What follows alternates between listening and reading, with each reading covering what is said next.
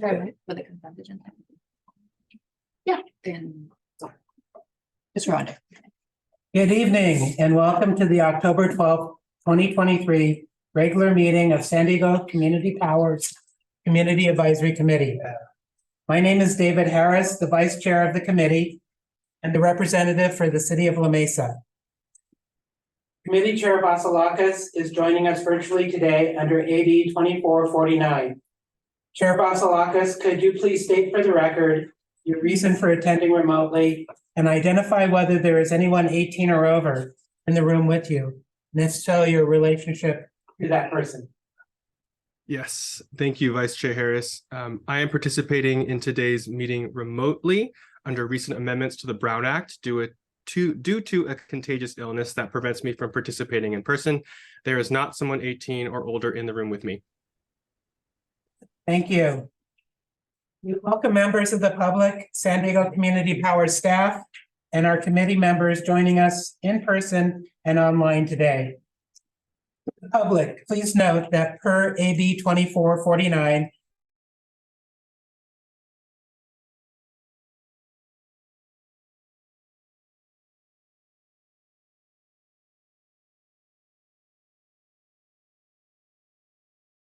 Matt, did it go silent on your end? It did. I think the mic is muted in this DCP's room. It is.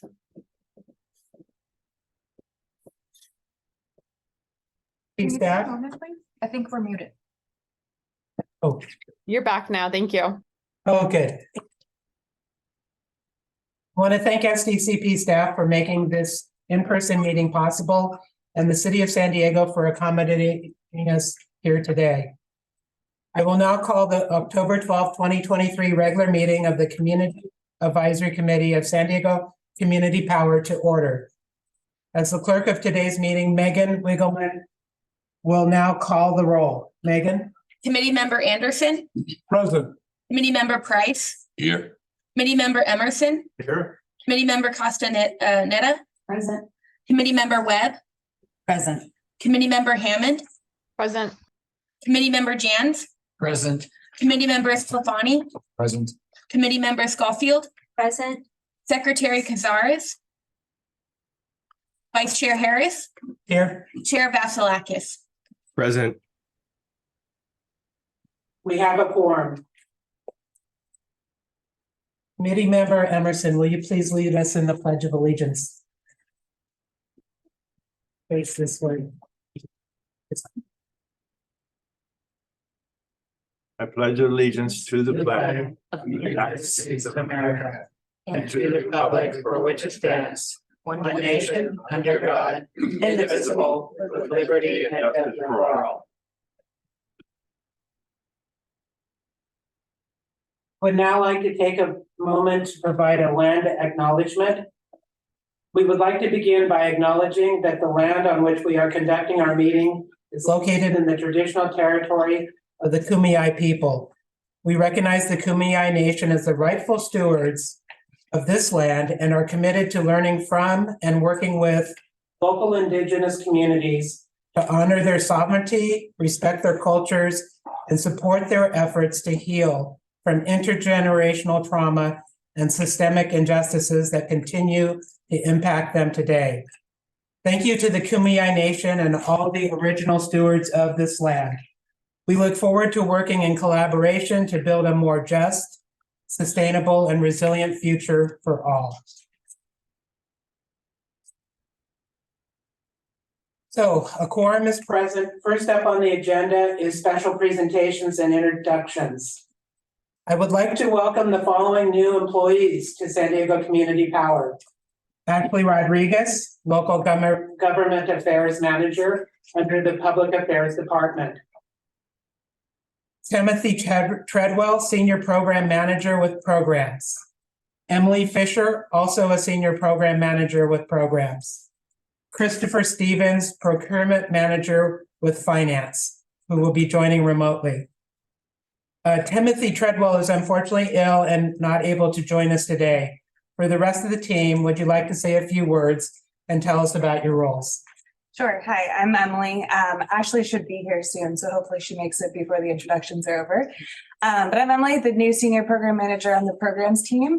I've been in the energy industry for about 10 years now, doing energy efficiency, demand response, and most recently with a solar battery provider.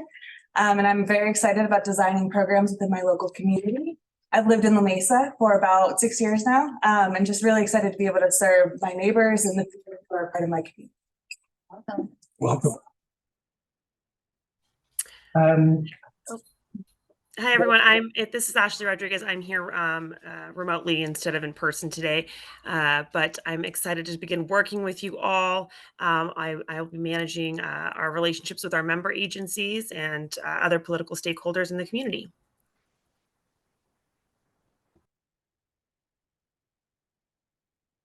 Okay, welcome, every staff member. We're missing Chris. What? Christopher, Steve. Oh, He's on the Thank line. oh, Christopher, yes. Yes, You're I'm up also next. hanging remotely. Thank you so much. First, let me just say to the Community Advisory Committee, thank you so much for the opportunity to introduce myself. I'm the new procurement manager at San Diego Community Power. I've been here for about 2 weeks. I come from the health services industry in Los Angeles. And before that, I was at a Los Angeles-based community choice aggregator. Before that, I spent about 10 years in the investor-owned utility industry. I'm happy to be here at SDCP, and I'm looking forward to help the agency build out its supplier diversity and be a process expert for its procurement and contracting lifecycle process. Thank you. Thank you. So welcome to all the new staff. That concludes special presentations for today. We will now take up non-agenda public comment. I want to note that written public comments submitted before the committee meeting are emailed to all the CAC members prior to the committee meeting and will be posted on the website at the beginning of the meeting. Megan, do we have any non-agenda public comment? We did not receive any before the meeting and there are no hands raised at this time. Okay. Well, then we can move on to the next item. Are there any items to be withdrawn or reordered on the agenda? No. Yeah. Let's move on to the consent calendar. As a reminder, the consent calendar contains items that can be approved as a package without discussion unless a CAC member requests that an item be removed for separate discussion and action. The CAC received staff reports for all items on the consent agenda, and staff provided an opportunity for questions and comments during briefings that were held prior to this meeting. Today's consent agenda includes the approval of the minutes from September 14th, 2023 CAC meeting, an update on marketing and public relations, an update on consumer operations, and an update on regulatory and legislative affairs. I make a motion that we accept these. Well, let's first, thank you, Anna. So first, we're gonna ask if there's any public comment on any of these items, then we'll go to motions. There's no hands raised and there were no public comments received beforehand. Okay, is there anyone on the committee who would like to remove any item from the consent agenda for further discussion? Seeing none, I don't want to remove, this is okay, you have a comment. Lawrence Emerson. I don't want to remove items. I just have a comment on the minutes from September. And I've mentioned this a couple of times in the past. And I know there's plenty on the plate for San Diego Community Power, but I'm really, I think we need to diversify. I want to understand what's the future for geothermal? What is the thinking? How are we working with other CACs to promote that?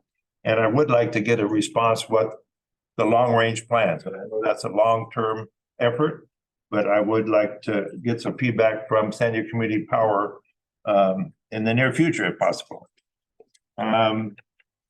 The other item, I just wanted to recognize, you know, everybody's working hard on these items. I think it's excellent review of all the legislation work that's being done.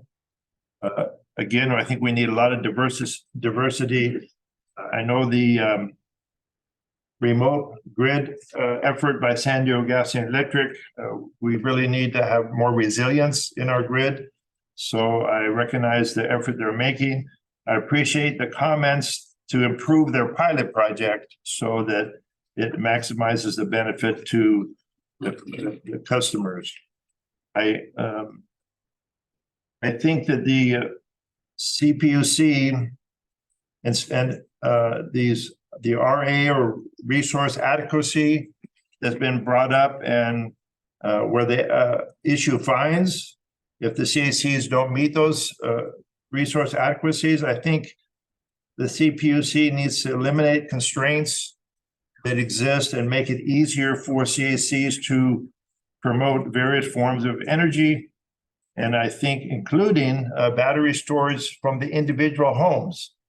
I was disappointed a couple of years ago with Cal ISO. Committee member Emerson, can you please state what item this is regarding? This is item 4. Item 4, thank you. Update and regulatory and legislative affairs. I was disappointed that Cal ISO ignored an issue where the battery storage on more than 500 homes were turned off, and they thought that wasn't important. I think that's an excellent resource. We should definitely use it. And the CPUC should eliminate constraints and help us find ways to take advantage of those energy storage rather than make fines or resource adequacy. So that's my comment. And thank you for listening. I also would like to make a brief comment. Hold on 1 second. We just suggest that if there are going to be comments on specific consent calendar items, the item be pulled, then the committee can act on the balance and then come back to the item that there's Yeah. discussion on. I will withdraw. So at this point, are there any items that any members would like to pull so that we could have further discussion on them? Or everyone's okay? All right, then. Seeing no objections or requests for removal, I will now turn it over to the committee members. Member Webb. I make a motion that we accept the accept it as is. Second. Okay, so we have a motion by member Webb and a second by member Castaneda. Megan, please call the roll. Committee member Anderson, how do you vote? Aye. Committee member Price, how do you vote? Aye. Committee member did I say Anderson? I'm sorry, or Emerson. Committee member Emerson, how do you vote? Did you already vote? Approved. Okay, sorry, I apologize. Committee member Anderson, how do you vote? Aye. Committee member Castaneda, how do you vote? Aye. Committee member Webb, how do you vote? Aye. Committee member Hammond, how do you vote? Aye. Committee member Jans, how do you vote? Aye. Committee member Sclafani, how do you vote? Aye. Committee member Schofield, how do you vote? Aye. Vice Chair Harris, how do you vote? Aye. Chair Vasilakis, how do you vote? Aye. Motion carries with all committee members voting yes. Thank you. Okay, let's move on to the regular agenda, item 5. This is an update on energy proposal evaluation criteria revision. I will turn it over to staff to present this item. I will ask that before every presentation, staff clearly state their name and title for the record. Thank you, Vice Chair and Committee. My name is Kenny Key. I'm the Senior Contract Manager for San Diego Community Power on the Power Services team. Part of my role involves helping with and administering our long-term solicitations. And so I've been working diligently on this. I've been with the agency for a little over a year now, and this has been a topic that we've been working on for close to that time. And I'm very excited to bring this to you today and hopefully to bring it to the board soon. So I want to frame a couple of things before we go into the individual changes that we're proposing to update to our evaluation criteria. One is, which is I think is critical, is this is evaluation criteria for our long-term utility scale, which we're defining here as 10 megawatts or more wholesale contracts. This will not be criteria that we'll use for local distributed projects for like our DAC GTU programs that are much smaller than this, or for like local install projects. We have this Morgan and other people on our team are working on developing different criteria for those, and those will come to this committee, to the board shortly. So I want to focus that. Secondly, as we go through the updates to this, I want it to be known, like, we're not expecting all the projects that come through to score in the top percentiles of all these criteria. By updating these, by posting these, and having them be public for all the developers and people we work with, be able to look at, it's really a signal for what we're targeting in our procurement and what like the values and goals of the agency is for that. So think through that as we go through these modifications, that these are kind of the ambitions that we're trying to put out there and signal to the developers what we're looking for.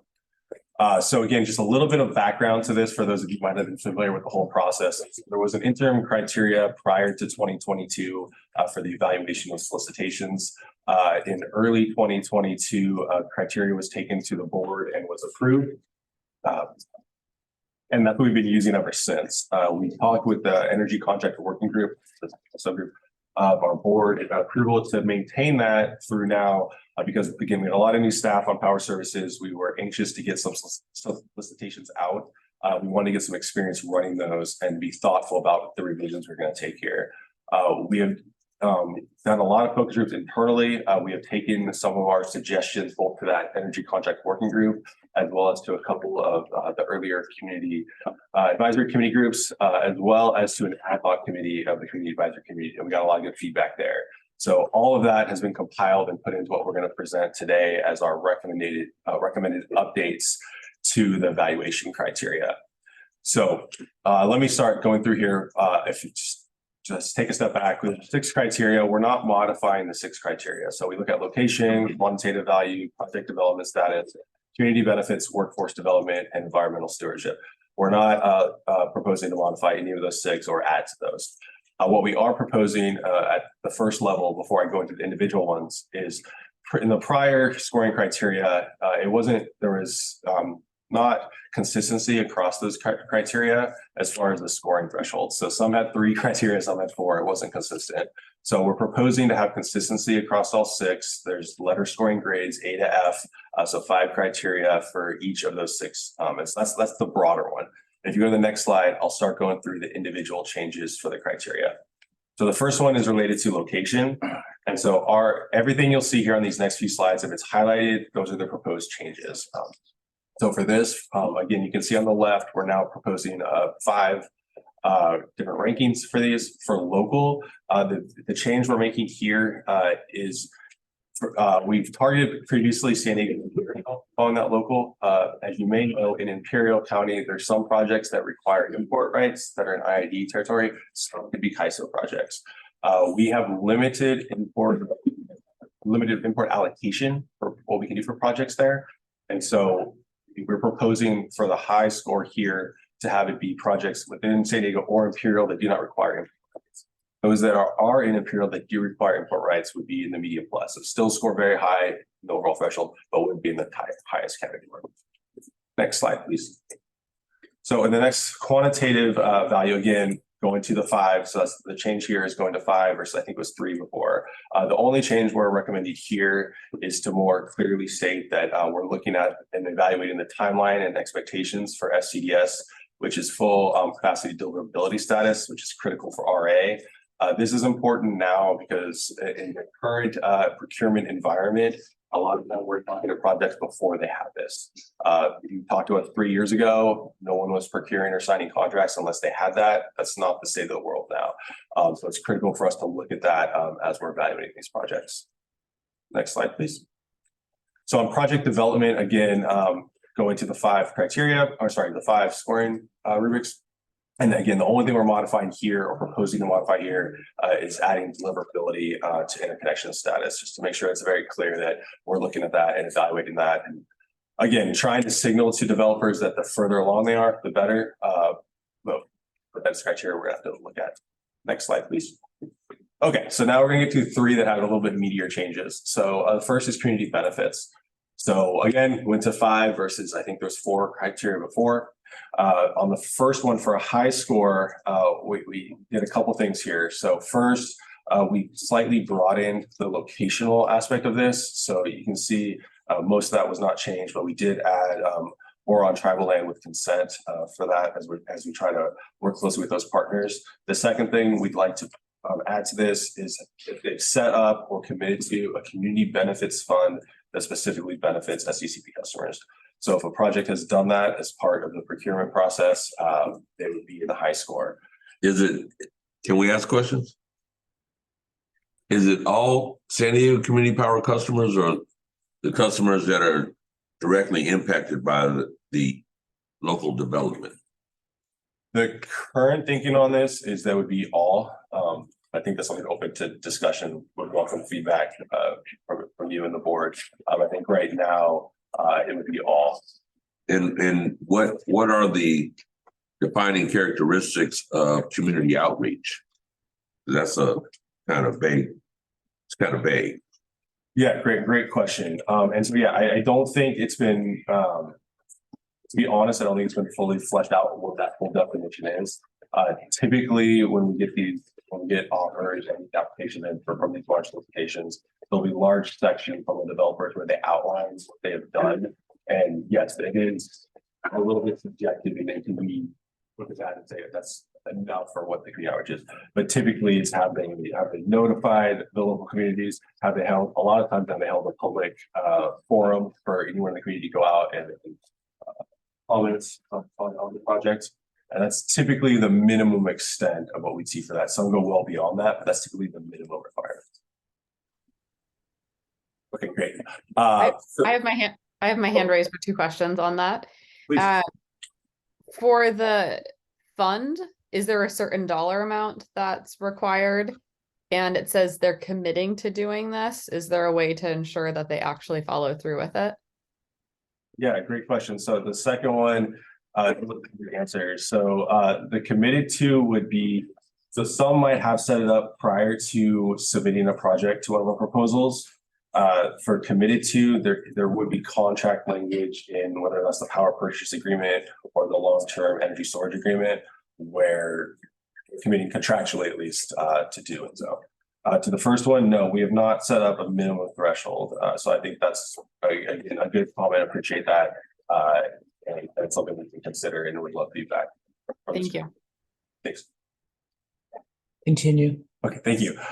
So the big difference here, if we can go to the medium plus now, why that's all highlighted is we didn't have a medium plus before. So the big difference between the high and the medium plus is whether or not there is that community benefits fund. So if it does everything else, so that think about that, that was what our high score was previously. So now to bump up to the new high score would be if there's also a community benefits fund. That we've also are proposing to modify the low score to address if projects, again, all of these are focused on large, like utility scale projects, but if a project utilizes solar and wind technologies, is over 10 megawatts and is located within 1,500 feet of a residential property. So again, that would automatically put you in the low category. Again, mostly trying to signal that, hey, even if you can get permitted for something like that, it's not something that's likely going to score high and move forward for shortlisting in one of our solicitations. I have a question, Carolyn Schofield from Chula Vista. Who decides how the community benefit fund is used? That's a great question, and not something we've fully fleshed out to date. I think there's a couple different options that have been considered by staff. I think it'd be critical to have that be completely separate from the power procurement at very least. It could potentially be something that our programs team manages, administers, or oversees somebody who manages, administers. We clearly have some track record to date of working with groups like the San Diego Foundation to administer grant funds and things like that. So I would imagine that workforce development would be under the community benefits. We technically have a whole separate criteria for that. Yeah. So we'll get to that in 1 second. Chair, if I may. Yes. Suggest, thank you so far. We have not taken the community benefits fund scope all that far. So we're very open to feedback on how that should be structured. And maybe this is an ongoing item that we can come back to in time. Again, this has not been approved by the board yet, but this is an item that we know is great interest. We've got great interest. We're quite open to feedback to the board on that. Do you think we might need a subgroup for this? I think that's something we're considering. Again, we have some time to kind of flesh that out in more detail, so we're happy to do that. Thank you. Okay, next slide. Okay, so the next criterion is the workforce development. So again, we have a few changes we propose to make here. So for the highest score, we're proposing that would be projects who meet all of STCP's inclusive and sustainable workforce policy, but also have executed or committed to a PLA. So technically the inclusive workforce policy does not require that. Again, to meet most of those criteria, you kind of have to, but it doesn't specify you have to do that. So that would be our recommendation for the high score. For the medium plus would be it does not have a PLA, but would commit to local hire commitments within near the site of the project and 50% or more union labor on the project. For medium minus the middle scoring here, we just added some language about the Inflation Reduction Act, as that has some new requirements on developers. So if it meets that, but doesn't meet the higher standards of STCPs, that would fall there. And then for low, our modification is one or all of the following. So not just if they don't do all of those things, but if they do even one of those, they potentially score in the low category. Next slide, please. And this is just a reminder of what that policy is, in case folks haven't seen that recently. But this is for that policy. Again, this is what we require to meet the high criteria, and you have to do most of this to meet the medium plus. So it's employ workers from San Diego Imperial Valley, employ licensed contractors, apprenticeship, prevailing wage, and et cetera. Next slide, please. Question on the last slide. Please. What does 50% union mean? I mean, because how many people are working on these and yeah, so typically we get when someone would submit an offer form, we'll get percentages from them, and typically it's in hours. So of the labor hours worked on the project, how much of that is committed to union or not. So that's typically what it is. So, and in most cases, honestly, it's related to the electrical work done on the projects, and so that's typically how the breakdown does. If they don't have a full PLA, they'll still have unionized labor for portions. Thank you.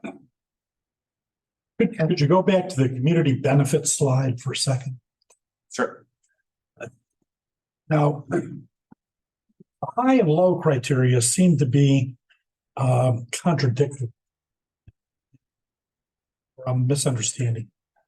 So you get a high score if you're located within a disadvantaged community, but you get a low score if it's near any residences.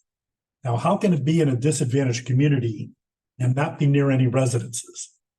Yeah, great question. I think it's related to how close those types of utility scale projects would be. Now, again, this is not, we were very intentional not including storage in this, because again, those typically can be sited closer to residential areas without community concerns in some cases. So this is really for those large, solar wind projects. And I think, we need to encourage developers to get in those areas. And if they're doing these, of utility scale projects, to do that in a way where they're far enough away from like the closest residential community. Most of the local planning agencies are going to require some level of distance anyways. This is just, again, trying to encourage more of that. This would not impact, the like DAC GT programs, things like that, where those are, I think the cap on those is 3 to 5 megawatts. So if you're a smaller solar project, you're a community solar project, those are communities who are intentionally trying to put those in their neighborhoods and are okay, it's fine if that's within 100 feet, we're comfortable with it because we see that. So it's large projects that you're most. Correct.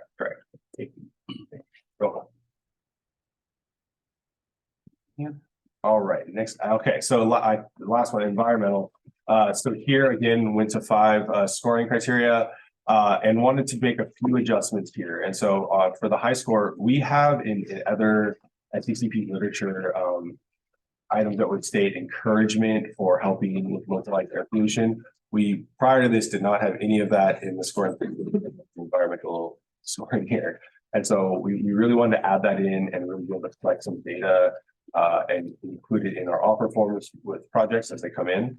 And so then, so the main change we're doing here is on the high criteria is adding if projects beneficially impact and reduces localized air pollution within communities that have disproportionately been impacted by the existing fleet. So this is typically areas that have had coal, natural gas, early stage biomass, and that have a lot of localized air pollution from those. If you're now going and repurposing those sites, installing new cleaner technologies, that would let you score in that top. And there are some nice metrics that the state tracks for this, so we can actually pull this from developers when we're scoring the projects. We also, for this, and you'll see in the medium plus, we got a lot of questions from developers of previously developed land. Does that include agricultural land that can no longer be used for farming for various reasons? And so we think from an environmental standpoint, it should. And so we wanted to clarify that here because we got that question quite a bit in the solicitations. For the medium minus, this would just take away the locational aspect. So there is a locational aspect to a high or a medium plus. The medium minus would not have that locational aspect, but as long as they're still doing these additional benefits, they would score there. And then we added a low score. This was one of the ones that did not have 4 scoring criteria before. So we added a low score here, which is projects that have not conducted any feasibility study of environmental impacts. Again, signaling to developers that if you're that early stage where you haven't even done that level of scoping, probably unlikely you're going to get shortlisted come through a solicitation. Next slide, please. Okay, so this is just an update. You know, we've put all this together as we run solicitations, and this is what kind of we take through and run internally and run through the energy project working group. So I just wanted to share, this is what that summary kind of all this together looks like. Again, there's a lot of work that we go into each presentation, but this is kind of a high level summary that we share. I will note we did add a couple columns here because we are starting to evaluate much more projects that have battery components for our only battery projects. And so we want to have capacity and capacity price in these numbers. Next slide. I think that's it. All right. That's it. Thank you. Thank you. Megan, do we have any public comment on this item? We received no written comments and there are no hands raised. Okay. I will now turn it over to the CAC members for comments. Mr. Emerson, would you like to start? Press the button here. Yes, Lawrence Emerson, National City CAC rep. At the very beginning, it was mentioned without requiring import rights. Could you define that again? Maybe I've heard that in the past, but I think it's good if everybody understands what that means. Sure. I don't know if I have enough time, but yeah, sure. If so, for any project that's located in CAISO, we don't have to worry, like we can just directly buy from them. We get deliverability from those projects for the RA, for the power. If it's not in CAISO, typically we require import rights. As a load serving entity, we get an allocation of those every year. And so of that allocation, we have to assign those to specific projects if we have those. So if we have a long-term contract, we can lock in those import rights for those specific projects. But again, we have an allocation cap. So as we get closer to that cap, as we continue procurement and have projects that essentially take up some of that, or we have less and less of available import rights that we can assign to future projects. So while we might really want to have a project in Imperial County, because we view that as local, we might not be able to secure the import rights, which means we can't receive or count the RA for our compliance purposes. And is all of Imperial County affected by import rights? No, I don't know the exact percentage, but there are some portions of it where you're technically still in CAISO. And yeah, but there's a good majority of it is important. So maybe Kenny, thanks for the overview. It'd be nice to have one concrete example of where it applies or doesn't apply. Is that maybe you can do a little presentation later that highlights that so it's clear? Sure. As far as like locationally, you mean? Location, or you said Cal ISO, that's all of California or not? Yeah. So if it's outside of California, when this applies, or?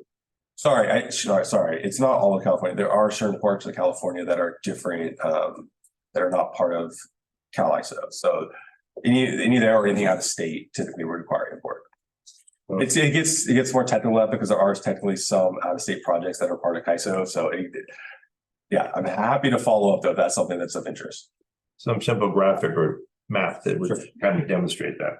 Sure. I have a separate question, but if anybody had. No, go ahead. I can wait. Yeah, I think around your third slide, you had a acronym FCDS. Could you define that, or maybe I missed that? Yeah, it's full capacity deliverability status. And so that's as a project goes to, and the numerous things they have to do for permitting approval, all of that, one of the things they have to do is apply to get deliverability status, which is essentially CalISO saying you can deliver to the grid. And the short version of it is it allows us to count any of the resource adequacy from that project. So if there's a standalone storage project and it doesn't have FCDS, it might have a bunch of benefits to the grid, but we cannot count that as RA for our compliance obligations. So full capacity deliverability status. Deliverability status. Okay, thank you. Yes. This time I'm going to turn on my mic. Member Anderson. Thanks. The reason behind my next question is how much development is going on out there? And let me be more specific about how I want you to answer that. You've got all these wonderful criteria, and I laud you for developing very meaningful and defensible criteria. Are there dozens, hundreds, thousands of developers out there knocking at our door to sell us power? Or are you choosing only between a couple, three? I hear that repeatedly that there just isn't enough development out there to create a real electric economy. And these criteria seem to be quite rigorous. And one wonders if there's a lot of companies knocking at our door to which you would apply these criteria in terms of who we procure power from. Yeah, great question. So I would say if you ask folks in the CCA space 2-3 years ago, there's probably a more robust pipeline of stuff coming in. I would say we are still seeing a large amount of projects. And I think a good indicator of this, if you guys don't have access, we can follow up, but you can kind of see the pipeline of projects that are applying for interconnection status, right? That's kind of a key indicator of, those are developers who said, we want to develop somewhere, we want to get rights to do so and rights to interconnect. And I think that if you look at that pipeline, there's a lot in there, and it's too much for them to study right now in a timely basis. Wow. So yeah, I'd say there's a healthy amount of projects that are being developed, trying to be developed, trying to interconnect, and ultimately looking for someone to offtake. Good news. Yeah. How do you think the industry is going to judge our proposal evaluations?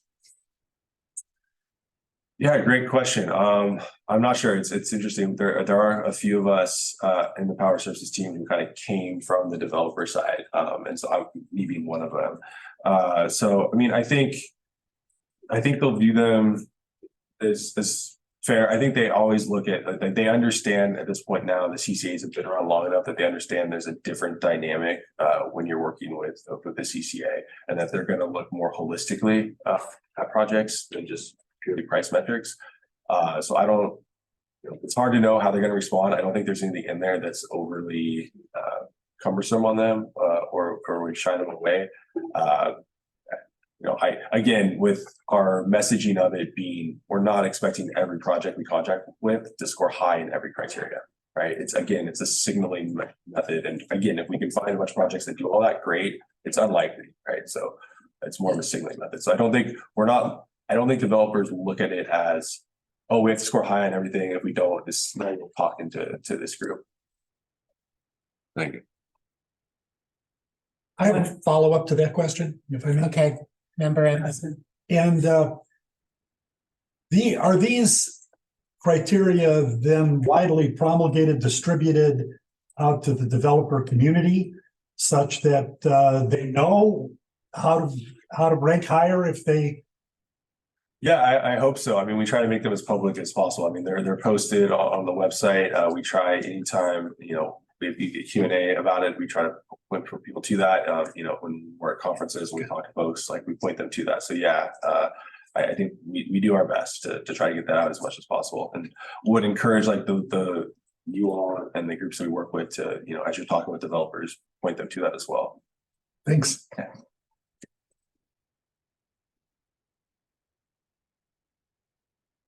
Any other comments? I did want to make a few myself. Was there anyone remotely who had a hand up? Okay. Yeah, so one of the things I wanted to point out is that the community benefits agreements are often negotiated by the permitting agency. So whether it's the county or the city or Imperial County, these community benefits agreements, SDCP probably doesn't have much say initially in these agreements. I'll give you an example. In Imperial County, the Board of Supervisors has a policy on community benefits. And when the last, was it May or June, we had a PPA come forward, which was approved by the board, in which this agreement had already been negotiated and met all the requirements of the Imperial County policy. So therefore, I would assume, and tell me if I'm wrong, this would score very high because they had negotiated the agreement by the time that it came to the board. So great question. We were pretty intentional in the language we put in the new criteria. And so if you notice, it says that benefits SDCP customers. And so it's not necessarily a foregone conclusion that if they have set up a benefit fund based on permitting requirements, if that doesn't necessarily directly benefit SDCP customers, it wouldn't necessarily. So this would be potentially something they would do in addition to that, or if they haven't done one based on permitting requirements, they would be encouraged to potentially set up one specifically for them. Okay. Good, and I think you made it clear that by getting this out to all the development community, that they are being given signals about what is necessary to sell this project to the CCA, to SDCP or any other CCA. And so we are sometimes competing with other CCAs or IOUs to purchase energy. Is this putting us at any sort of disadvantage moving forward? My 2 cents is no, I don't think so. Again, because I don't think none of it is a gating mechanism where it's like a pure yes or no, right? It's signaling what is preferred. And so I don't think any of it is, so that'd be my short answer. Okay. Anyone else, comments, further questions? I guess this is, no action is taken on this item. It's just for information, but it will be going to the board soon. So, yes. So will it come back to us before it goes to the board? Not necessarily. But as far as what Mr. Clark mentioned, we can continue to provide input to update and revise this policy, but I think it's pretty important to get something in place sooner than later. I mean, it's already been over a year that it was an interim policy. So it's really good to see this moving forward and bringing our values into the scoring criteria as it regards community benefits, environmental stewardship, and workforce development. Yeah, and if I may, I've talked to other members of other CACs throughout the state, and they actually appreciate what we're doing at San Diego Community Power, by how we're kind of pushing that envelope of community benefits, and the community advisory committee. They're feeling better about what we're doing, which allows them to push the envelope where they're at. So commend us on what we're doing because we're kind of changing the game. Yeah, thank you. And thank you for your feedback tonight. And thank you for all who were on the earlier committees that provided feedback. So much appreciated. Thank you. Thank you. Thank you. Okay, we can now move on to item 6, which is the update on net billing tariff. And we have Nelson and Colin. Nelson's the only one that got the mask memo, huh? I will turn it over to staff to present this item. Chair, if I may, I'll just take a moment here ahead of the next two agenda items and just preface the fact that and recognize our staff and the work that they've done on these next two items. These two items really represent the DNA of San Diego Community Power. And the work that's gone into them really has touched on every team in our organization. And I think the team that you'll see here is really trying to balance the needs of all of our customers, as well as supporting the solar and storage industry here. And I think we've struck in that balance, and the team should be applauded for that. It's been quite a bit of sincere and thoughtful work, and I think you'll see that in the next couple of presentations. Thank you. All right, thank you. Thank you. We can move to the next slide. So we're here today to discuss net billing tariff. We're going to walk through why we're proposing to adopt net billing tariff, which we're going to bring to the board at the end of this month. We'll talk about the generation patterns, which is how we're going to provide extra compensation to our on-site generation customers. We'll talk about net surplus compensation and how we propose it operate under the net billing tariff structure compared to the NEM structure. And then we'll also touch on the battery storage pilot program that we're developing to accompany this shift in how we support our on-site generation customers. So I'm going to duplicate a little bit of what Jack said, because we, as the programs team, are up here presenting, but like Jack said, this has been the entire organization working on this. It is very much a data-driven approach, and that analysis was done by Lucas and his team, specifically Ryan Hankey and Carl Nemeth. Their contribution is really invaluable to making sure that we are not responding to this emotionally. We're really looking at the data and making sure that we're making the best financial decisions for the organization, as well as our customers. The public affairs team as well, and our regulatory legislative affairs team. This has really been a team effort. But specifically, Nelson has been driving this for the agency, and so credit is due to him for a lot of what we're going to talk about today. And with that, I'll pass it to Nelson. You can go to the next slide, please. So you've probably heard this acronym been thrown around. I'm here to just kind of explain the very, very basics of what net billing tariff is. This has been a tariff that's been in development for a number of years. And has been through a lot of stakeholders, a lot of input, a lot of briefs, a lot of regulatory work happening at the CPUC, or the California Public Utilities Commission. So we can go to the next slide. Net billing tariff, or NBT, is the next evolution in the set of rules for how customers that have their own on-site generation get compensated for exporting clean electricity onto the grid. So NBT replaces net energy metering.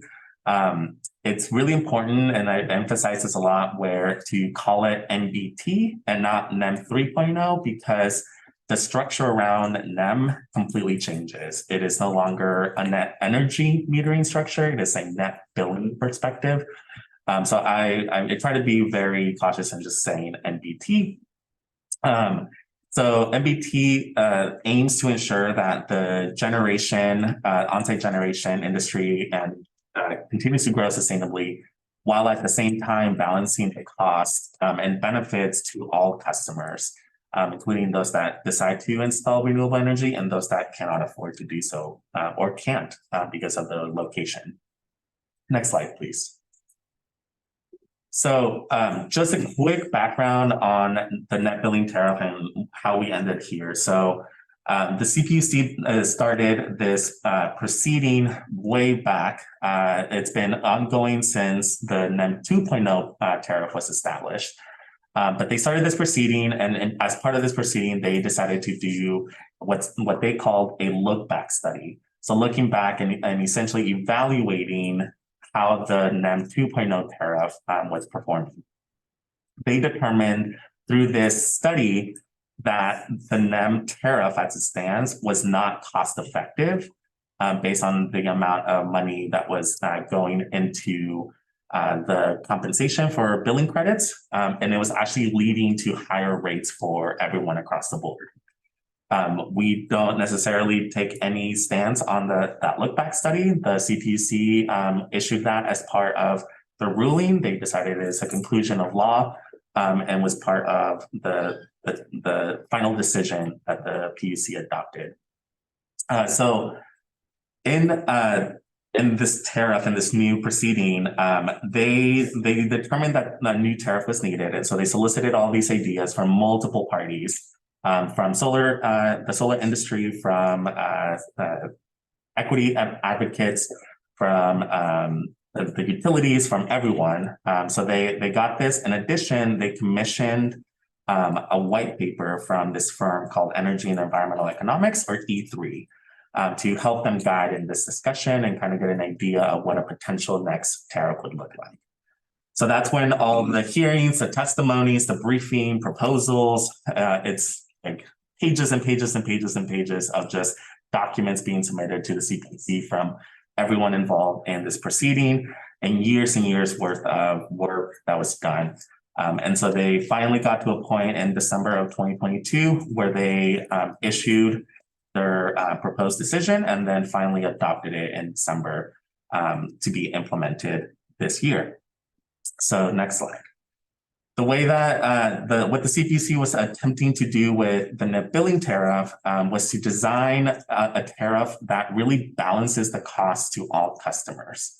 So they were really trying to get across what the look back study said, and that it wasn't cost effective. So they were trying to balance costs for all customers, supporting equity, while simultaneously making sure that the growth of distributed generation continued to grow, as was stipulated in law. So they really looked at this tariff and tried to design one that, in addition to doing all of those things that I talked about, also helped promote and send the right price signals to install battery storage. So that was one of the big things that the commission wanted to do, is see more battery storage installed alongside on-site generation. And so one of the reasons they did that is they wanted the tariff to reflect the needs of the grid and improve grid resiliency and address that duck curve that I think all of us have heard at one point or another. So that was all the intent behind the net billing tariff. Next slide, please. So with that, we took a look at the net billing tariff, took a look at the decision, did a bunch of analysis to really get to this point here where we're going to be recommending to our board to adopt a similar tariff for our customers, but there are some major enhancements that we want to provide. So if we go to the next slide, as I mentioned, staff really took an in-depth analysis at this. We used, thanks to Lucas's team and Brian, we looked at forecasting the growth of the solar industry for the next 3 years. We decided on 3 years because anything beyond that was just too cloudy. It would just be, we don't have a crystal ball to see that far into the future. So we settled on 3 years and looked at what various scenarios in terms of what would a low growth scenario look like, what would a mid growth scenario look like, and what would a high growth business as usual. There's a bunch of incentives coming down the pipe from the federal government, the state government look like. So we landed and looked at all of those scenarios. And what we determined is that if we took a conservative approach to this and looked at the mid-growth scenario, by adopting a net billing tariff, the organization would save close to $20 million over the next 3 years. And so as you can see on the graph here, is showing where we looked at the option of what happens if we extend our current NEM program for all future customers versus what happens if we adopt the net billing tariff and then provided additional adders on top of that. And even with all of this, we would still see a savings of $20 million, which is significant because those savings could then be passed on to not to all of our customers in various ways. So not only could we be passing those savings on to them through rate savings, so lower rates for everyone, or more stable rates for everyone. We could pass them on to adders, as you see in the graph here. We can pass them on to adders, Or we can take some of those savings and start some kind of program for the incentivization of battery storage. So all of this were things that we can do with that savings and are proposing to our board. And one of the reasons why we're proposing to the board to adopt NBT. Next slide.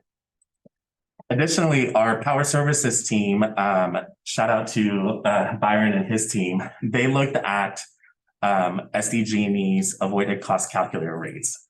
And that is something that is not easy to look like. And as you can see on the example here, this is a summed up version of all of the rates for the next 3 years. It's messy, but our power services team looked at that.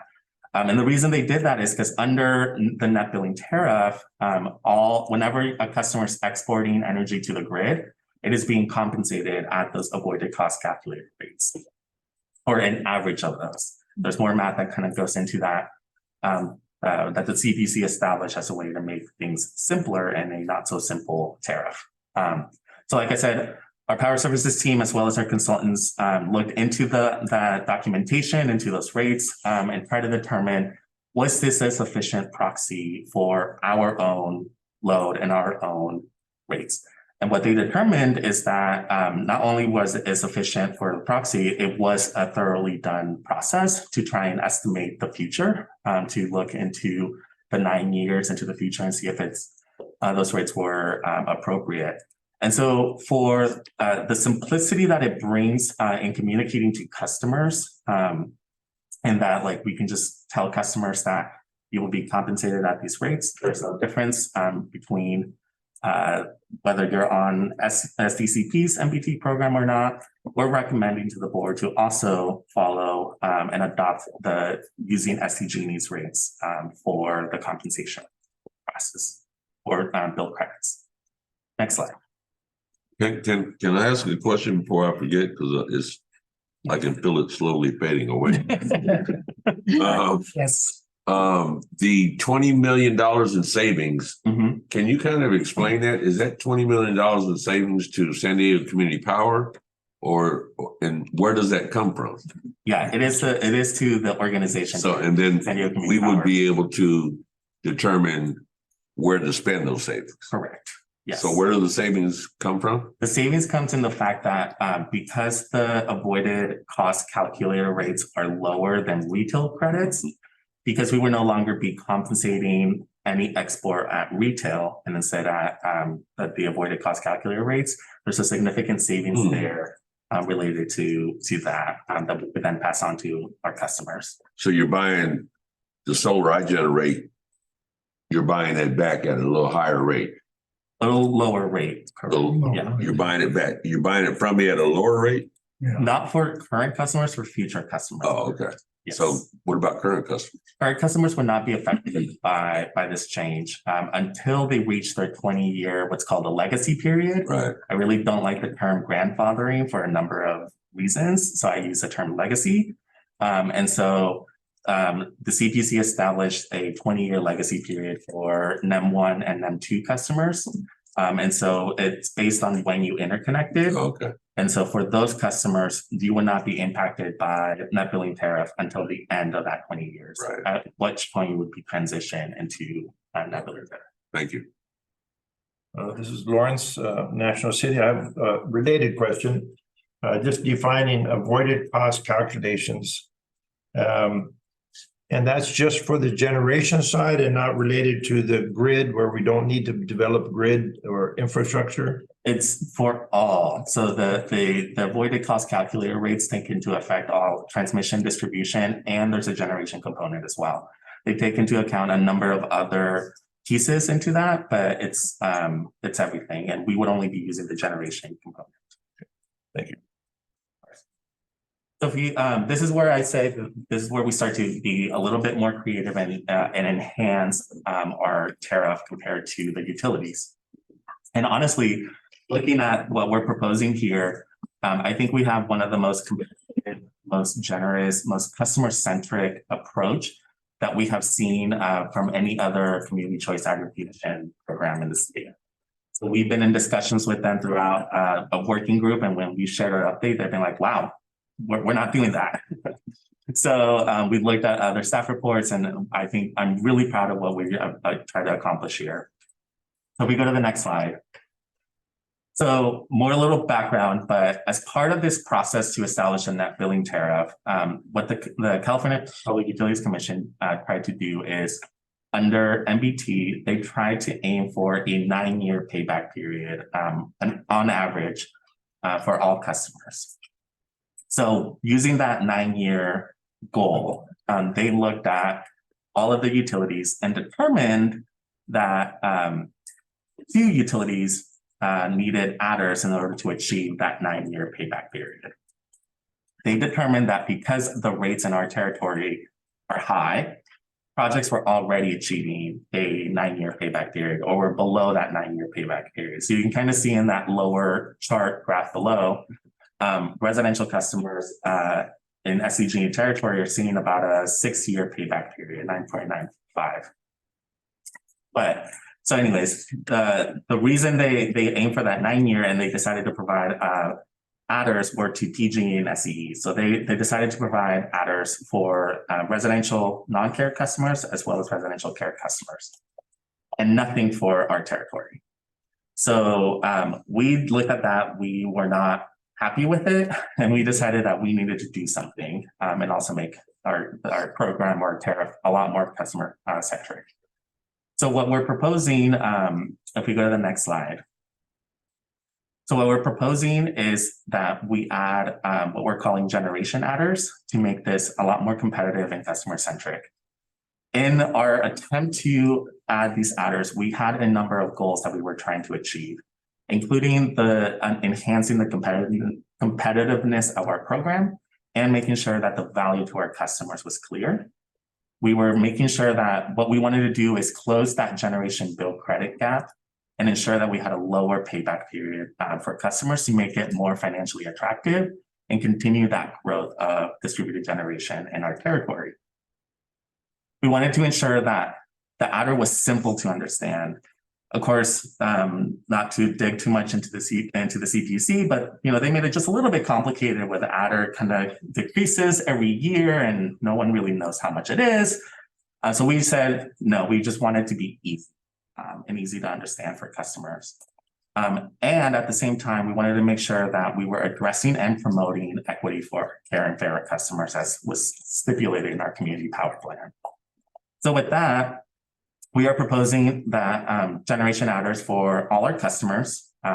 We are proposing 0.0075 cents per kilowatt hour for all customers. And then for care customers, what's really important here is you see we're proposing an 11-cent adder. The reason we're doing that is we want to bring the payback period for those customers in line with the payback period for all customers.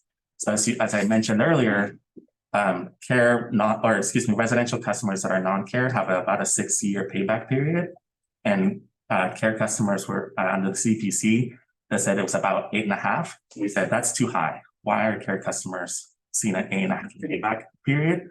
So the adder helps it bring down to just around 6 years.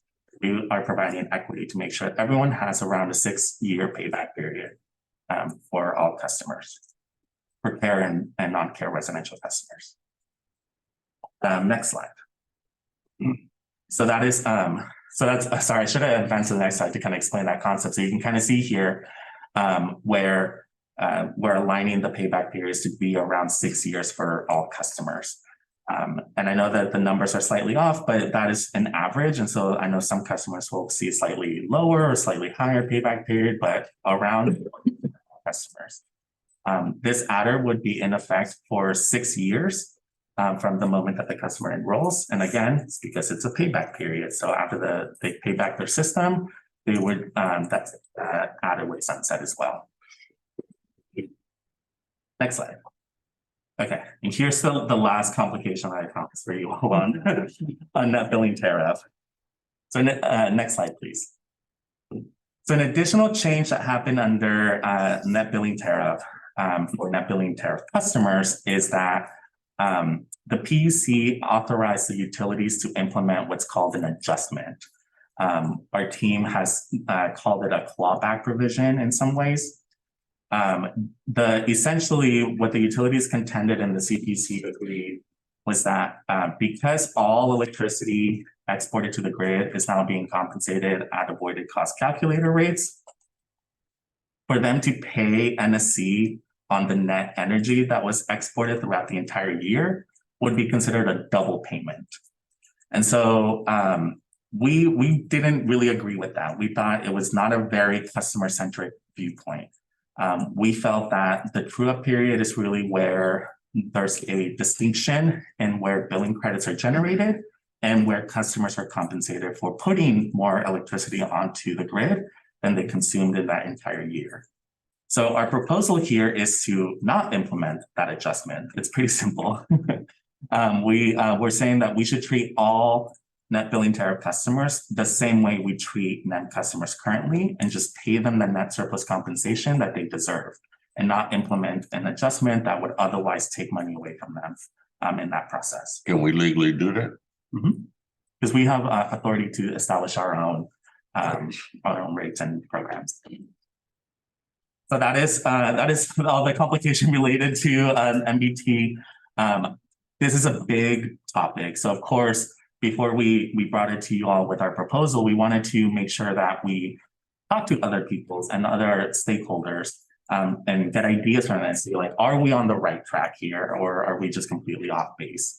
And so I'll turn it over to Colin to kind of explain what kind of engagement we did with the solar industry and with multiple other stakeholders about our proposal.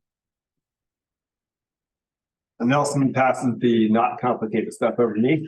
Happy to take this. Next slide.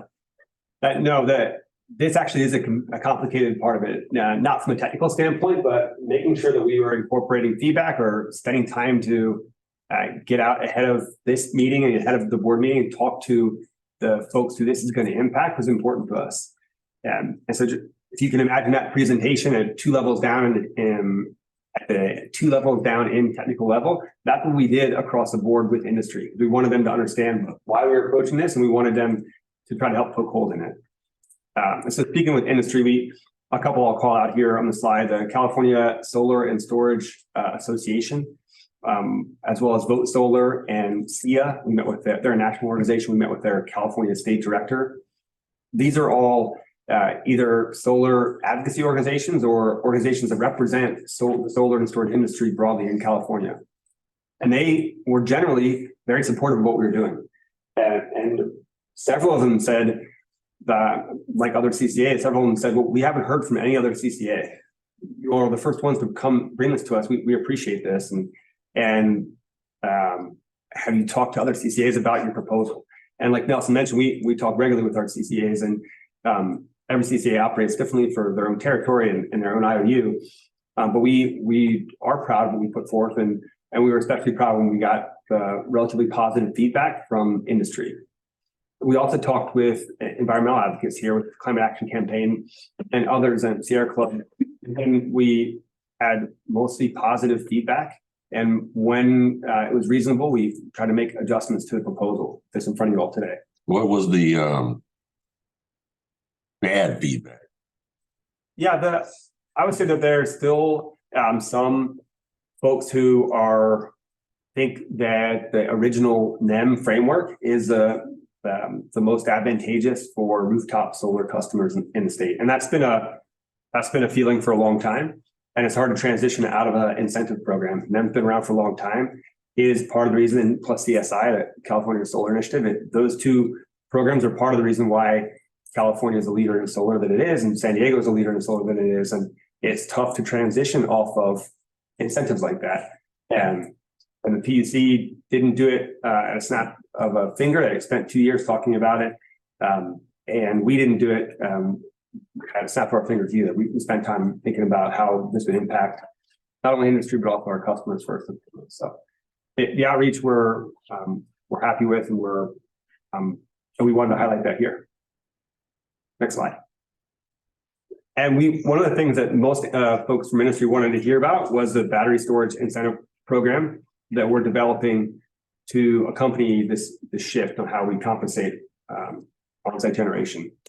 We're in the very early stages. You guys met Emily earlier today, and she's brand new. but she may be the only, we were joking earlier today, she may be the only person probably in the organization who has only one job. Her whole job is to develop this program.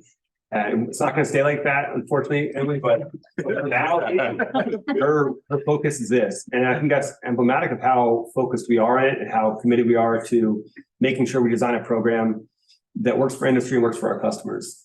Emily came most recently from the battery storage industry. Before that, Weldon managing programs. So between understanding industry, understanding how to design programs, we feel like we have the perfect team member to help us think through what could be a pretty complex program, but in the end, when it hits customers, be pretty straightforward. So we're going to commit to coming back to you all and the board in Q1. And my hope is it will be early Q1. And in the meantime, Emily and the team will be doing engagement with industry and customers, advocates, to try to think through the best design of the program. And with that, these are the recommendations of the summary of recommendations that we're going to bring forth to the board that you just heard about. Next slide. Yeah, I won't read through these. This is what Nelson just talked through a few moments ago. And that concludes our presentation. Megan, do we have any public comment on this item? We have no hands raised and no written comments were provided. Okay. I will now turn it over to the CAC members for comments and further questions. Mr. Anderson. All right. What is the cutoff between NEM 1 and 2 versus the NBT? Yeah. Is there a hard date? Yes, there is. So what the PUC established was April 15th. So on or after April 15th. If your interconnection agreement was submitted on or after April 15th, that is when the cutoff happens into switching to NBT. 2023? Yeah. So switching from NEM to NBT. So anyone that submitted an interconnection agreement, there was a couple of different requirements in terms of it being complete and having line diagrams, etc. Anyone that submitted it prior to April 15th, it would be enrolled in the legacy NEM 2.0 program. Again, I don't want to use the term grandfathering, but and just another follow-up to that.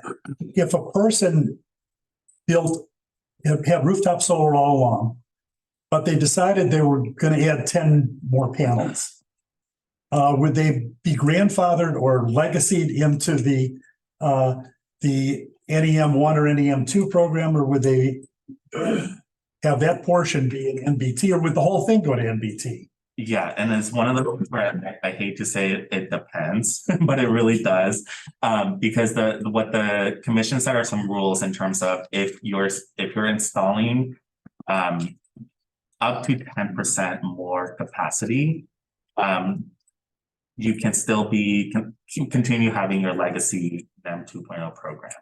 However, if you're installing a kilowatt, will trigger you to go into the next piece. So that's why it depends on your system size, right? If your system size is big enough where 10% represents more than a kilowatt, then you will be triggered into the NBT. But if it's less, then you continue to have your current system. And I think what I understood his question to be was, would the whole thing, the whole system, yes, go into this new thing, or just 10%? No, or whatever percent is large enough. The entire setup would be switched over. But if it was under 10%, then you'd stay with NEM 1 or 2. Correct. Okay. Anything else? Yeah, thanks. Very interested in the battery storage pilot program. I'm going to turn on my mic. There we go. And I think it would be correct to say that electric vehicle adoption has progressed a lot faster than anyone would have predicted going back 6-7 years ago.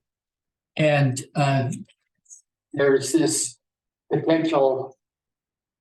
So let me just make a personal comment. Right now, I have a I have battery storage in the form of my vehicle that's approximately 5 times what the battery size is of a Tesla Powerwall. So I'm very interested in the idea of the bidirectional charging. And I'm just, nothing was said. It sounds like you're trying to sell everybody, the equivalent of dedicated batteries, Powerwalls, whatever. And I'm just wondering if, well, let me put it this way. I strongly suggest that you incorporate bidirectional charging as something that the pilot program would encourage.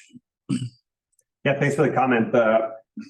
It's a bit of a separate topic altogether, but vehicle to grid or vehicle to home charging is something we're looking at. We had talked about a managed charging pilot back in June with this board and with the committee and our board. So it's something we're considering. How it plays into the battery storage pilot program is still to be determined, but your comments definitely well taken. I have just one second comment. There was the discussion about the 50%, and when I read the white paper that you put in the meeting notes, my impression was that there were limitations on individuals sizing their system to be over what their usage is. Am I correct on that? That was a CPUC.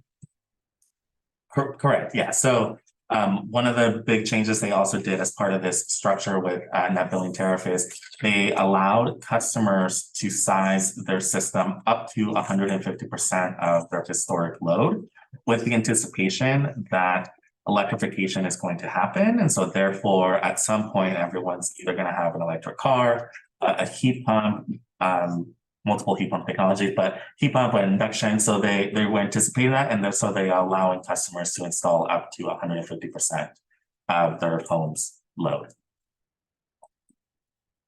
Yeah, I just want to say that I would advocate for unlimited over production because of the avoided cost improvement that you get from doing that.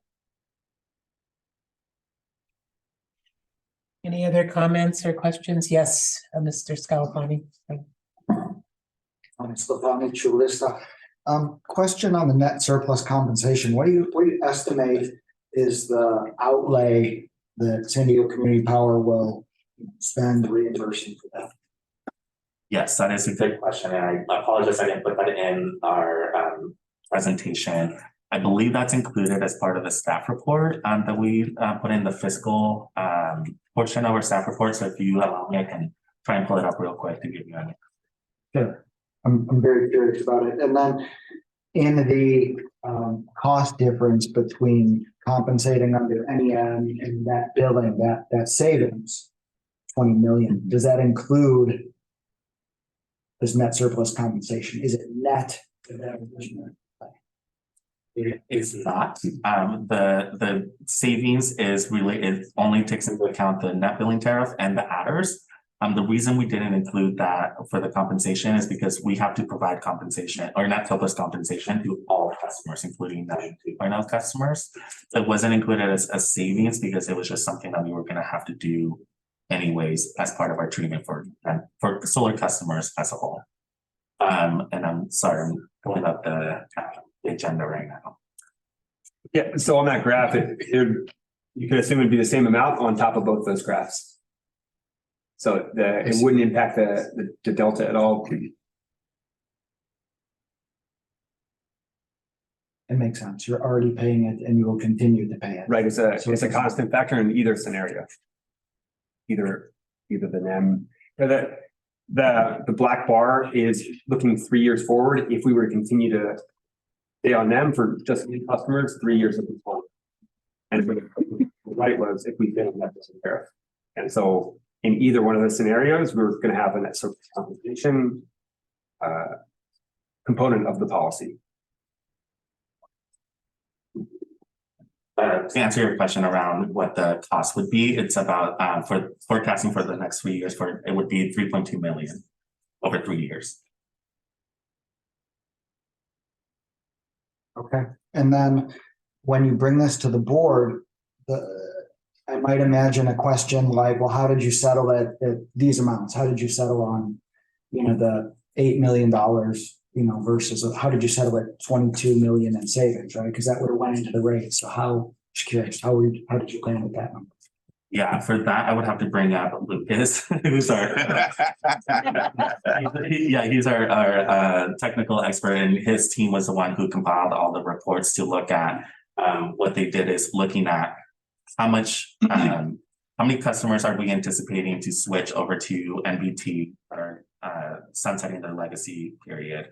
How many customers are we anticipating that will add solar in the next 3 years based on a number of assumptions, including either a drop in solar installations from what we've seen historically, and then looking at if we were to compensate them under retail rates, this is what it would look like, which is that black bar, which is the 32 million. But if we were to use the avoided cost calculator rates, what would be the compensation of that? And so that would be the 8 million that you saw. So that's where the delta is coming. And then the assumptions that we have are entirely based on seeing some generation and a number of installations happening. And that was based on a report that came out from the solar industry. Okay, thank you. And I certainly, with all respect, don't want to get into the math at this point. I guess the point is, like, when you talk about the generation adder, that's SDCP money that's going out to customers. And on the board, you may have some folks that say, well, why are we doing anything more, right? Or should we do even more than that? And so I would just anticipate when you go to that meeting, you may want, some explanation for how you landed at this amount. That's really good feedback. Thank you. We'll just add, we landed at the adder for Care Fair customers explicitly to have an equitable payback period between non-Care Fair customers and Care Fair customers. That's how we got to that 11 cents. That 150% has been granted for oversizing the system. Is it possible to increase that in communities of concern? I don't think so, because that is a limitation on the interconnection. So the utilities would not allow that to be for more than that to be interconnected. We haven't asked them that, though. So we can ask them. Now we'll go to Member Hammond. Hi, thank you. I'm sorry, it was light when the meeting started and I haven't gotten up. But will there be a set duration that customers can be on the NBT? Like with NEM1 and NEM2, it was 20 years. The legacy period? Yes. Lucas, do you remember? I think it's 15 years.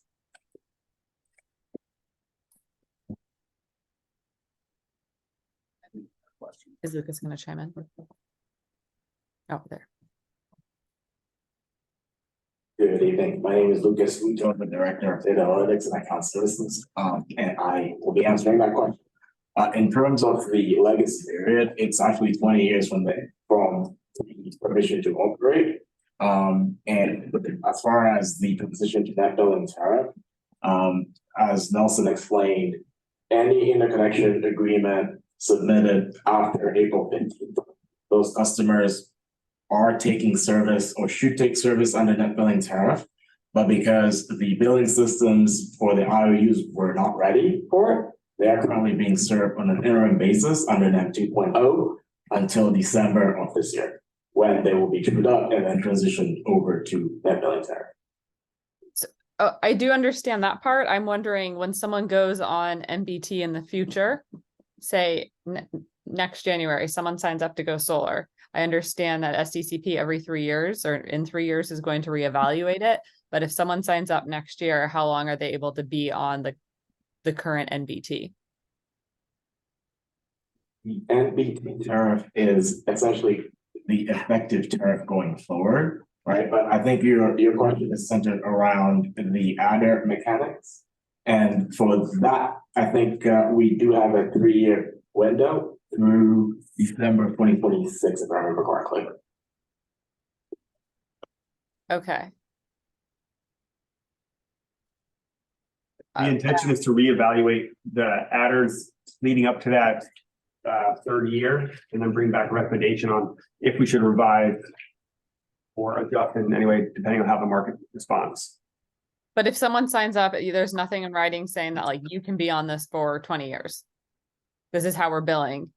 Because without that, I feel like there's a lot of uncertainty and people could be scared that in 3 years, everything's going to change and they may never receive their 9-year payback.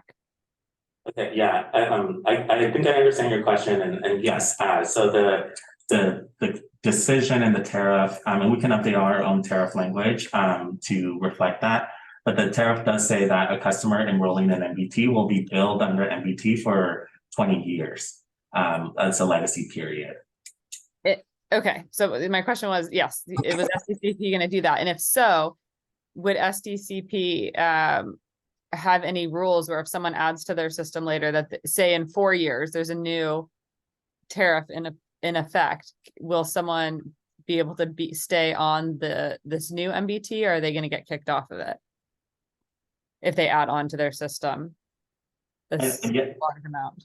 Right, and I think in that kind of hypothetical where someone would be enrolled in MBT, and then they add and there's a successor tariff at that point, I think we would follow the rules of that successor tariff where if they exceed a certain amount or whatever, and it triggers them to move over to that successor tariff, then we would follow that.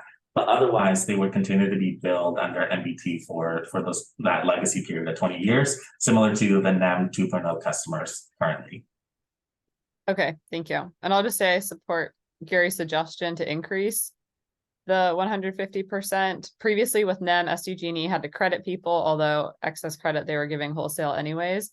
And so it doesn't seem like financially they would be very opposed to it, unless I could be missing something. But I think it's not going to financially make sense for someone to build a large system to not get great credit. So why not encourage people to build big if they need it and electrify their homes? Thank you. Any further comments or questions from the CAC? I just had a quick one. Member Castaneda. Yes, as I wrap my head around what all this really means, I appreciate the list of outreach and organizations in which you reached out to, but didn't notice any environmental justice organizations. I was curious to know if there's going to be a second wave of outreach so folks can get a better idea of what this means to communities of concern.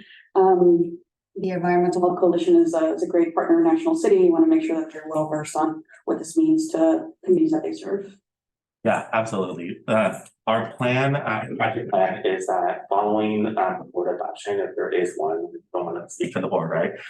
We would be initiating another wave of outreach to educate around the changes that are coming forth, because as Lucas said earlier, come December 15th is when the utility expects the billing systems to turn on. And so we will be doing outreach once our board makes a decision either way to look at doing more outreach. Okay, thank you. Member Emerson. Yes, Emerson from National City, and I just want to ditto what Jack Clark was mentioning earlier. It's mind-boggling what you guys have done, what you put together, all the data and working together as a team. It's just amazing, and I really appreciate your excellence. It's excellent focus on, creating and spreading the benefit to all the customers in an equitable way.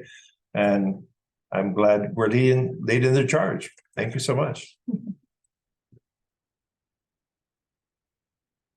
Hey, then. Thank you very much for your presentation, and I think that deserves some applause.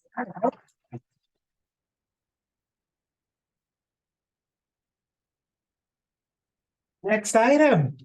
Here we go. Item number 7 is an update on existing net energy metering policy. Lucas Lutta is here to present. Good evening, members of the CAC. My name is Lucas Ito. I'm the Director of Data Analytics and Account Services. I only have one slide for you. I'm going to try and keep it very brief. Consistent with consistent with our mission to always keep customers as the cornerstone of everything that we do, relative to what you've just heard from my colleagues with regards to the net billing tariff mechanics that will be taken to the board. We also did a comprehensive review of our existing net policy. And we have been getting a lot of feedback from customers on two specific metrics. One being the fact that, we were capping our net surplus compensation at $2,500 per account per relevant period. And so customers wanted us to do away with the $2,500 net surplus compensation. And we are actually going to be proposing to the board to do exactly that. In the sense that that would allow for us to better align with our mission of strongly sourcing local renewable energy, right? And the second update that we will be proposing to the board is an adoption of a NEM generation credit refund.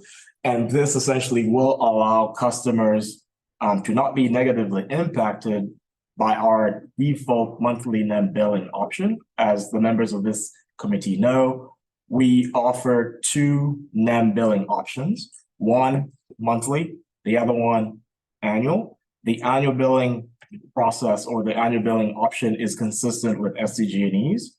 But when we did the analysis, when we were creating our initial NEM policy, we did see that a lot of our NEM customers, 65% actually, tend to be net consumers, meaning throughout the 12-month relevant period, they end up owing a significant chunk at the end of that relevant period.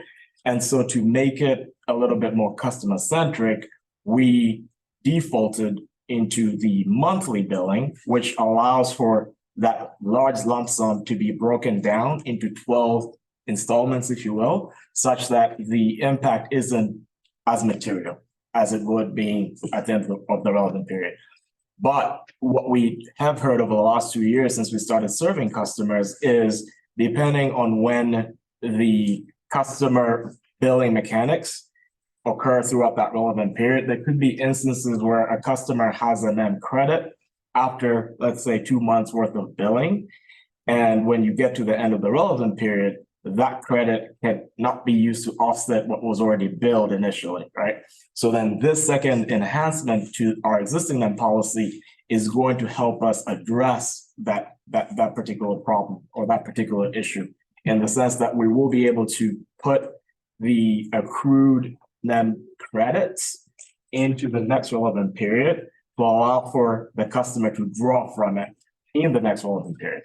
So again, that just concludes my presentation for today. I think based on the customer feedback through the contact center, through the tabling that we do, through the awesome work that Jen and her team do, we have heard our customers loud and clear, and we do believe that these two enhancements will definitely make our NEM policy the best there is in the state. Thank you. I like that shit. Megan, do we have any public comment on this item? Hand raised and there was no written comments received. Hey. Anyone on the committee have comments or questions? I do. Member Anderson? Yes, are you going to be giving customers an option to do an annual true up versus a monthly true up? That is currently the case. Excellent question, though. So customers do have an option to go on our website and elect to do annual billings. That option is readily available. And we generally encourage customers to do so at the time of their transition to our service, and or at the conclusion of the relevant period where we true them up, just so then they can be put on that particular billing option that they choose for the relevant period in place for the most part. Thanks. My pleasure.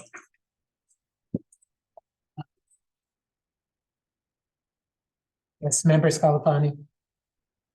Yeah, I just wanted to comment on this and on item 6. I mean, great policies, great changes, and I hope that Jen's team will market them, statewide and get all the attention they deserve. Here. I have a question. Member Johns. So we're talking about the generation portion of our like as an M customer, what happens on the delivery side? Did that accumulate so you still have a large bill if you're underproducing? Correct. So that's an excellent question, Barry. In terms of the mechanics, obviously, when customers transition over to CCA service, right, we unbundle the commodity, meaning the IOU, they keep the transmission and delivery mechanics, and we handle the generation. So from our perspective, we offer those two options, either annual and or monthly. But on the transmission and delivery side, the default is annual. So to your point, but again, we do not control the transmission and delivery, right? And so those mechanics will essentially continue on status quo. Whereas on our side, true to our mission of existence, which is offering customers choice, we do offer annual and or monthly. Thanks. Okay, let's move on to. Just a quick question related to that. So if you're already on monthly, it's just going to stay the same? Correct. So if you are on monthly billing, you have to stay in monthly billing, especially after we've billed you maybe a number of times already throughout that relevant period of 12 months. You have to stay in this option that you've elected and or have been defaulted into, at least throughout the conclusion of the applicable relevant period. But you do have an option of electing to go annual at the conclusion of that relevant period. And the relevant period of the year. It's 12 months, correct? But there's no change unless you specify. Correct. Thank you. Vice Chair, Tara, our committee member Hammond has her hand raised. Okay. Is the default monthly then? It is. That's an excellent question. Yes. Okay, thank you. Who do we talk to about changing that to annual? Who do we talk to about changing? You do have the option to go annual. It's on our website. If let's say I was online, I would have actually posted the URL to where you can do that. So again, you know, can you say it? Like, so we can run, because I have the same question. I don't have that. I didn't know I had that option. Yes. So Don't we provide that information to members after the meeting? Absolutely. More than glad to do so. Okay. Thank you. All right, then. I think we can move on now to item number 8. Thank you. Item number 8 is an update on programs ad hoc committee, and I turn it over now to committee member Emerson to Yes. provide an update. Yes, thank you. The last meeting was October 4th. And three of our, myself and 3 of the other members, Anna Webb, Cheryl Schofield, and Peter Anderson, were able to participate. And we got a nice overview from the staff on a previous question on what the cost would be, because you have to submit your request to CPUC on how to implement the REN program, or the REN Regional Energy Network.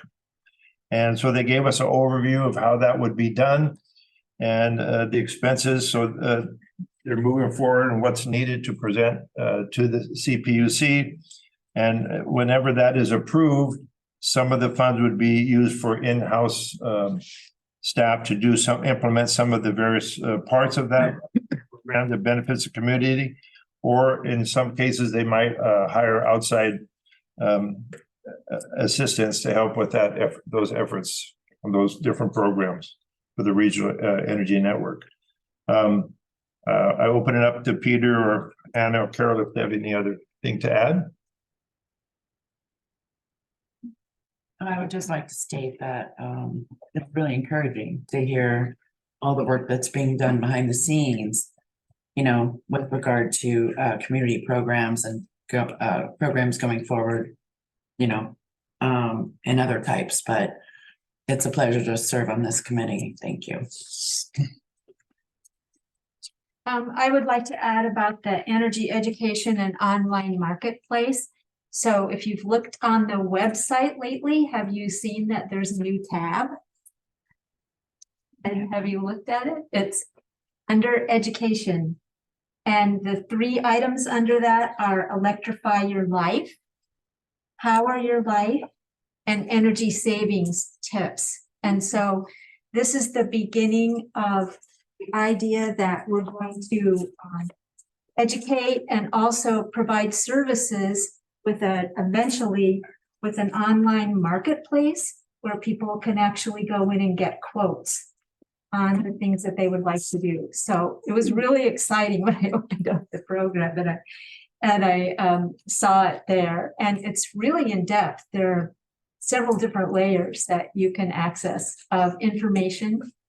And then coming soon is the marketplace. So it's very exciting. And I really applaud all of your efforts for all of these programs moving ahead so quickly, and especially for the net billing tariff. I just really think this is an incredible moment in this organization's, progression ahead to have this program available for people. So thank you so much to the staff and everyone. Does staff have additional comments? Yeah, thank you, Vice Chair. I was going to say thank you, Carolyn, for bringing that. What we want you kind of stole our thunder a little bit. We're actually going to bring back a full update on our energy education webpage and the sections that you described at the next meeting. So, but I do encourage you all to kind of play around with the page, test it out, let us know if there are any errors. But we plan to bring a bigger update once we have that marketplace and launched. Thank you. And our next meeting would be scheduled Wednesday, November 1st. Are there any public comments, Megan, on this item? No hands were raised and no written comments were received. Okay. Let's move on to item 9. This is an update on Community and Equity Ad Hoc Committee. As chair of that committee, here's our update. We didn't meet. We're trying to find a better time for all the members of our committee to attend. As a reminder to this committee, the Community and Equity Ad Hoc Committee's key objectives include making ongoing recommendations on community engagement, public outreach, helping staff develop guiding principles to assess efforts associated with power procurement process, and those efforts were brought forth to the committee today. Staff will notify ad hoc committee members over email when our next meeting will take place with the new recurring date and time. Do we have any comments from the public on this, Megan? No public comments. Any questions from the committee? Okay. Standing item number 10, update on the CAC fiscal year 22-23 work plan. I'll turn it over to Xiomales Crespo to present this item. Good evening. My name is Xiomales Crespo, Community Engagement Manager. I'll keep this short and sweet. By way of today's meeting, the committee has discussed updates on legislative, public regulatory items, energy bid evaluation criteria, power procurement efforts, marketing and communications, and the community power plan. At our next Community and Equity Ad Hoc Committee, when we do land on a new date and time, staff plans to address the 2 remaining items, which are equity overview and CAC educational presentations, as you can see, to round up our work plan. At the end of the year, this calendar year, staff will work with CAC members to update our work plan to reflect its most current priorities. That's my update. Thank you. Is there any public comment on this item? There are no public comments. Hey, anyone? Comments from the committee? Yes, Mr. Johns. This is what I didn't get to ask at the very start. Item 4 on the agenda, the legislative and regulatory. There's a ton of stuff to unpack in that report. And in particular, there was a CPUC meeting today, which I think the thought was that we will be getting some good news about resource adequacy from that meeting. So I would like to suggest that we have a presentation next meeting from our legislative and regulatory analyst. Thank you. Thank you for that feedback. And as we continue with the process of developing the next work plan, it looks like we can also talk about how it's most appropriate for us to deliver those legislative updates as well. So I appreciate the feedback.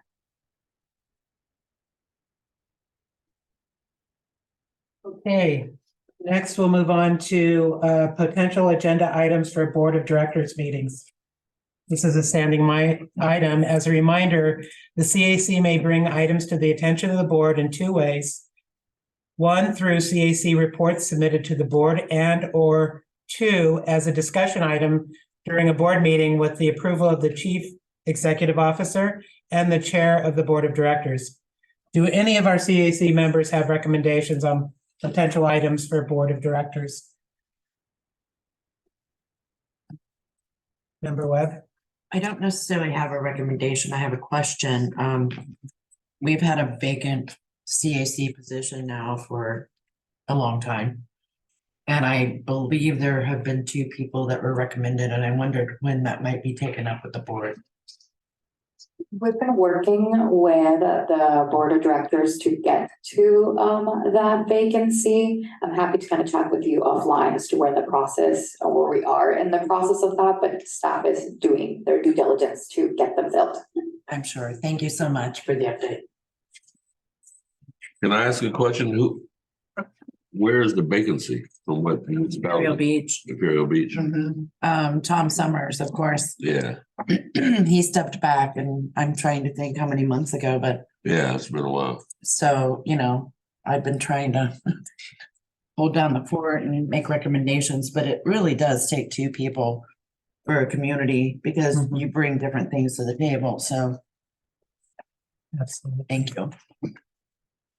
Is there still a vacancy in the unincorporated area as well? Correct. Yes. So those are the two vacancies that we have on right now. We're also working to fill that vacancy as well. Okay, thank you for that. Let's move on to committee member announcements. And does anyone have announcements? Member Emerson. Just a reminder, this Saturday, at where the old Qualcomm Stadium was, the Snapdragon Stadium now, there are going to be test drives for electric vehicles from 10 to 3. Some of the latest vehicles that are on the market will be there, and owners are bringing it. So when you test drive it, you'll be sitting with the owner. He can answer lots of questions. So it's a real good opportunity. It is sponsored by San Diego Gas and Electric and a bunch of other sponsors and the Electric Vehicle Association of San Diego. If you go on their website and look up EV Day, you can register and pick which cars you want to test drive. And there'll be food, entertainment, other things going on there. You could bring family and kids. And it's fun to test drive. This Saturday. This Saturday, yes. Okay. On Sunday at Snapdragon Stadium is Fan Fest. The San Diego Wave playing the final game of their season, and San Diego Community Power will have a booth at Fan Fest from 11 a.m. to 2 p.m. And the game starts at 2. So I plan to be there. Hope you can join us. Are there any other announcements? Carolyn. Yep. Carolyn Schofield, please. So a week from Saturday, October 21st is Beautify Chula Vista, and you're all invited to join us. It's at 8:30 until noon. Location?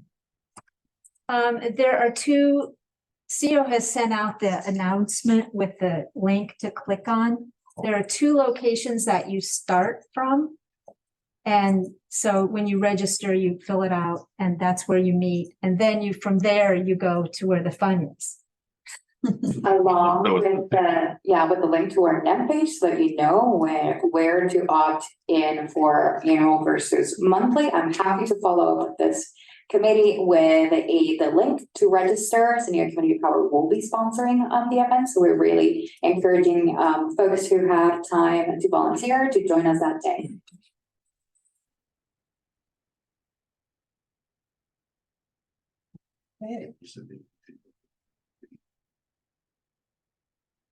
That brings us to the end of our meeting. I appreciate everyone's participation today. We are adjourned until our next regularly scheduled meeting on November 9th, 2023. Thank you, Thanks, everyone. everyone. Nice job, David. Thank you. Thank you. Get well. Well.